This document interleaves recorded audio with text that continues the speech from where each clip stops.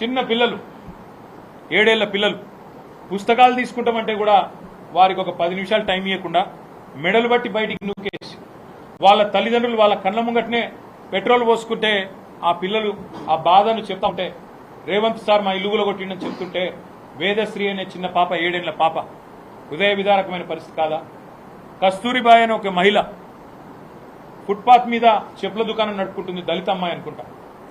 ఆమె చెప్పుల దుకాణాన్ని తీసి బుల్డోజర్ పెట్టి అవతలెత్తి పారేస్తుంటే నేను అడుగుతా ఉన్నా ముఖ్యమంత్రిని, మానవత్వం ఉన్న సర్కార్ చేయాల్సిన పనేనా ఇది? ఒకవేళ ఒక ప్రెగ్నెంట్ అమ్మాయి నల్ల చెరువులో ఏమడిగింది అమ్మాయి? ఆ అమ్మాయిది కూడా వీడియో వచ్చింది. ఏమడిగింది? సామాన్ తీసుకుంటాను, ప్రెగ్నెంట్ నేను, కొంత సమయం ఇవ్వండి అని అడిగింది. దానికి కూడా నిర్దాక్షిణ్యంగా ఆ అమ్మాయిని బయట నూకేసి కట్టేసి పోలీసులతోని గోడగట్టి అమానవీయంగా. నేను ముఖ్యమంత్రి గారిని ఒకటే అడుగుతా ఉన్నా, ఉన్నాయి ఒక మా హయాంలో కాదు, స్వాతంత్రం వచ్చినప్పటి నుంచి ఫుట్పాత్ల మీద ఆక్రమణలు జరుగుతూనే ఉన్నాయి. ఎవరుంటారండి ఫుట్పాత్ల మీద?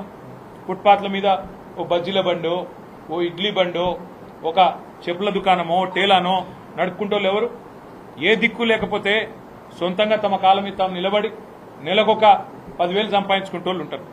వాళ్లకు నువ్వు తొలగించాలనుకుంటే ఫుట్పాత్ ఆక్రమణలు ఉద్దేశం మంచిదే, కానీ ఏం చేయాలి? ప్రభుత్వం వెండింగ్ జోన్లకు తరలించాలి. వాళ్ళని ఒక వెండింగ్ జోన్ పెట్టి, మేము చేసినాం ఇదివరకు అయ్యప్ప సొసైటీలో అదే సమస్య ఉంటే వెండింగ్ జోన్ పెట్టి అక్కడ షాపులు కొత్తవి కట్టి వాళ్ళని అక్కడ తరలించి ఆడికెళ్ళి తీసేసింది. మానవీయ కోణం ఉండాలి. వాళ్ళ నగాదంలో రోడ్డు మీద పడేయద్దు. బలిసిన వాళ్ళ కంటే ఇబ్బంది కాదు, కానీ ఇట్లా పేదవాళ్ళకి ఎవరు దిక్కు ఆలోచించాలని కోరుతా ఉన్నా. వెండింగ్ జోన్లు నిర్మాణం చేయండి.